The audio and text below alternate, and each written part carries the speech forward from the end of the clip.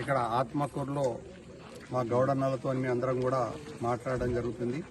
మరి మాతో పాటు అతిథిగా వచ్చిన లింగారెడ్డి గారు, మహేందర్ రెడ్డి గారు, మరి వీళ్ళందరూ మాతో పాటు ఉన్న ఆనందన్న, దాని తర్వాత కిషన్ అన్న, వీళ్ళందరూ కూడా గౌడ సభ్యులందరూ కూడా మాతో ఉన్నారు. మహిళలు కూడా అందరు ఉన్నారు.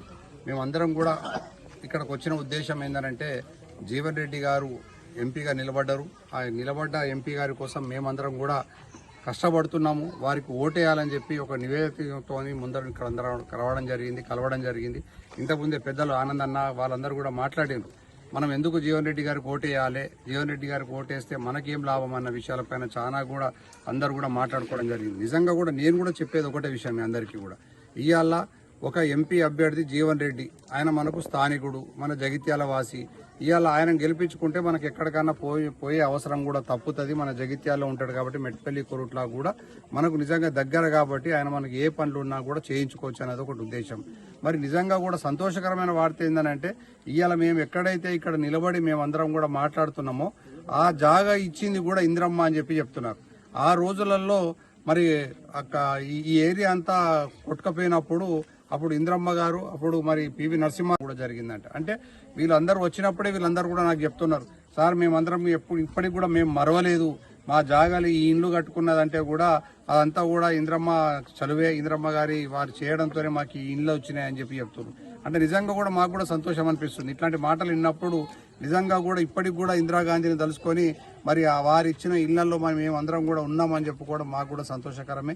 మరి ఏదేమైనప్పటికీ కూడా మనం అందరం కూడా ఇవాళ జీవన్ రెడ్డి గారికి ఓటేసే సమయం వచ్చింది. మనం అందరం కూడా జీవన్ రెడ్డి గారికి ఓటేద్దాము. ఇక్కడ జువాడి నరసింహరావు గారు కూడా ఉన్నారు.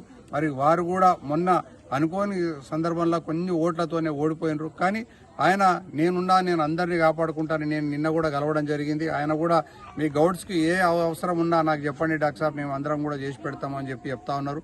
అలాగే జీవన్ రెడ్డి గారు మరీ నాకు చెప్పిండ్రు, డాక్టర్ సాబ్ మీరు మెట్పల్లి కొరుట్ల కూడా పోయిరండి, మీరు అక్కడ గౌడ కమ్యూనిటీకి ఏ అవసరాల నిమిత్తం ఏమున్నా కూడా నేను దగ్గరుండి కూడా చేపిస్తానని చెప్పి చెప్పడం జరిగింది. మరి ఇంతకుముందే మా సోదరులందరూ కూడా ఇక్కడ చెప్పిండ్రు, మరి జగ్గాసాగర్ ఆత్మకూరులో కూడా అన్ని చెట్లు కాలిపోయినాయని చెప్పిండ్రు. మరి ఆ చెట్లు కాలిపోయిన సందర్భంగా మీరు నిజంగా కూడా ఇది ఒక బాధాకరమైన సందర్భము. ఎందుకంటే ప్రతి ఎండాకాలం వచ్చిందంటే మనకు ఒక భయం అవుతుంటుంది. నాకు ఎందుకంటే జిల్లాకైతే నాకు అన్ని న్యూస్ వస్తుంటాయి కాబట్టి ఎక్కడ ఏ ఊర్లో ఏ మండలాల్లో ఎక్కడ ఏం కాలిందని చెప్పి మాకు కొంచెం భయంగానే ఉంటాము. కానీ మొన్నటి వరకు కూడా నాకు కూడా తెలుసు, భీమవరంలో దేశాయపేట అయింది, ఇక్కడ ఇది అయింది. ఇప్పుడు ఇక్కడ మన ఈ ఎండాకాలంలో ఆల్రెడీ 4 జాగాలలో చెట్లు కాలినాయి. మరి ఈ చెట్లు కాలిన జాగాలలో మనమందరం గవర్నమెంట్ మనందరం కూడా ఉన్నాం కాబట్టి మేమందరం కూడా దానికి పాటుపడే విధంగా మరి అక్కడ పోయిన చెట్లకు ఏమన్నా మనకు కాంపెన్సేషన్ డబ్బు రూపకంగా ఏమన్నా ఇప్పియగలుగుతుందా గవర్నమెంట్, లేదంటే గిట్లా అక్కడ చెట్లు పెట్టుకొని మరి అక్కడ డ్రిప్ ఇరిగేషన్ చేసే ప్రక్రియలో భాగంగా ఏమన్నా మనం వాళ్ళతో మాట్లాడదామని చెప్పేసి మీకు హామీ ఇస్తున్నాను. ఇంతకుముందే డైరెక్ట్ జీవన్ రెడ్డి గారితోనే మాట్లాడదామని డైరెక్ట్ జీవన్ రెడ్డి గారికి ఫోన్ చేస్తే వారి పిఏ ఎత్తినాడు చంద్రారెడ్డి గారు అని చెప్పేసి, ఆయన దగ్గరికి పక్కకే ఉంటాడు, ఆయనతో కూడా చెప్పినా అంటే ఇప్పుడు లేదు సార్, మన సారు సీఎం వచ్చిండు నిజామాబాద్ రోడ్ షోలో ఉన్నారు, మీకు మళ్ళీ పొద్దున నేను మాట్లాడిపిస్తా. కానీ ఈ విషయం ఏదైతే ఉన్నదో ఈ చెట్లు కాలిపోయిన విషయాన్ని కూడా నేను ఖచ్చితంగా ఏ రాత్రి అయినా కానీ చెప్తాను సార్, మేము సార్ గారికి నేను ఇంటిమేషన్ ఇస్తా అంటుండు.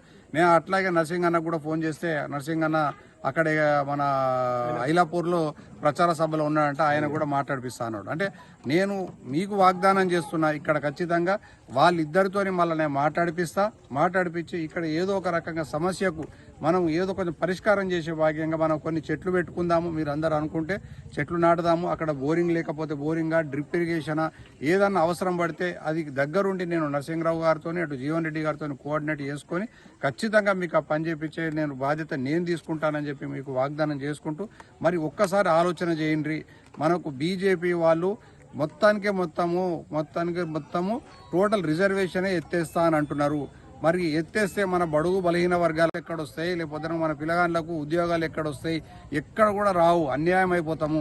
మరి ఈ కులగణన చేస్తా అన్న రాహుల్ గాంధీ గారిని మనం అందరం కూడా ఆస్వాదించుకుంటూ ఆయనను మనం గెలిపించుకుంటే, మన జీవన్ రెడ్డి గారిని గెలిపించుకుంటే రేపు కులగణన భాగంగా మనందరికీ కూడా ఆర్థిక స్తోమత మనకు మెరుగుపడుతుంది అని చెప్పేసి మళ్ళీ ఒకసారి మీ అందరికి తెలియజేసుకుంటూ, మరి మమ్మల్ని అందరినీ కూడా సాధారణంగా ఆహ్వానించిన ఆత్మకూరు గౌడ సంఘం సభ్యులు, అట్లాగే నా ఎంబడ కొరుట్ల మెట్పల్లి గౌడ సంఘం సభ్యులు అందరూ కూడా వచ్చినందుకు మరి కృతజ్ఞతలు. అలాగే లింగారెడ్డి గారు, మహేందర్ రెడ్డి గారు మాతో కూడా జాయిన్ అయ్యి మరి నిజంగా కూడా మేమందరం కూడా జీవనన్న కోసం అందరం కూడా కష్టపడుతున్నాం కాబట్టి మళ్ళీ జీవన్ రెడ్డి అన్న గెలిచిన తర్వాత మళ్ళీ ఒకసారి కూడా మేమందరం కూడా మళ్ళీ మీ ఊరు కూడా వస్తామని చెప్పి తెలియజేస్తూ నాకు ఈ అవకాశం ఇచ్చిన పెద్దలందరికీ కూడా కృతజ్ఞతలు. Thank you.